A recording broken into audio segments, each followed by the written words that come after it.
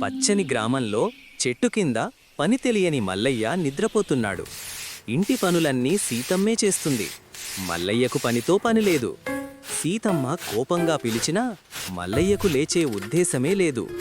పొయ్యి మీద పాలు మరిగిపోతున్నాయి, కాని మల్లయ్య మాత్రం నిద్రలోనే.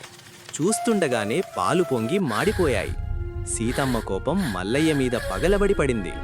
అప్పుడు మల్లయ్య అహంకారంగా అన్నాడు, ఈరోజు నేను 50 మందిని కూల్చేశాను. ఈ మాట పక్కింటి జానకమ్మ చెవిలో పడింది.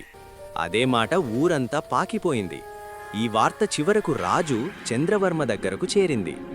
రాజుగారి సైనికులు మల్లయ్యను వెతుక్కుంటూ ఊరికొచ్చారు. ఏం చేశానో తెలియక మల్లయ్య భయంతో బయల్దేరాడు. గుర్రమెక్కడం రాక మల్లయ్య వణికిపోయాడు. గుర్రం ఒక్కసారిగా మెరుపు వేగంతో దూసుకెళ్ళింది. ఈ వేగం చూసి రాజు ఆశ్చర్యపోయాడు. మల్లయ్యను రాజు మహావీరుడిగా ప్రకటించాడు. ఇంతలో ఊర్లో ఒక పెద్ద కొండ చిలువ భయం సృష్టించింది. రాజు మళ్ళీ మల్లయ్యనే పిలిచాడు. లోపల భయంతో బయట ధైర్యంగా మల్లయ్య అడవికి బయలుదేరాడు.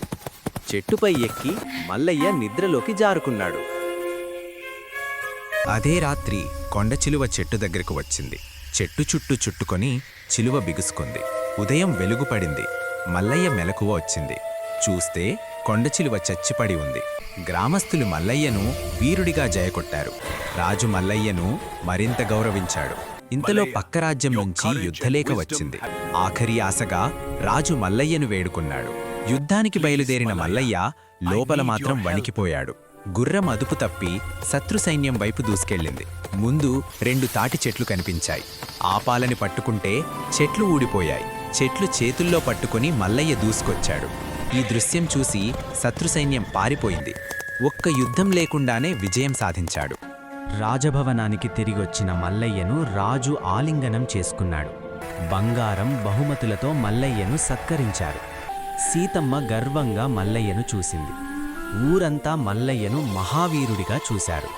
ఇంటి ముందు సంబరాలు మొదలయ్యాయి. అయినా మల్లయ్య పాత అలవాటు మానలేదు. పిల్లలకు తన వీరకథలు చెబుతున్నాడు. గ్రామం ప్రశాంతంగా మారింది. రాజ్యం సుభిక్షంగా వెలిగింది. మల్లయ్య ఆకాశం వైపు నవ్వాడు. కొన్నిసార్లు అదృష్టమే పనిచేస్తుంది. సీతమ్మ పక్కన కూర్చొని సంతోషంగా ఉన్నాడు. సూర్యాస్తమయం. కుటుంబం కలిసి. గ్రామం మీద పక్షుని ఎగురుతున్నాయి. బలం కాదు, అదృష్టమే కొన్నిసార్లు హీరోను చేస్తుంది.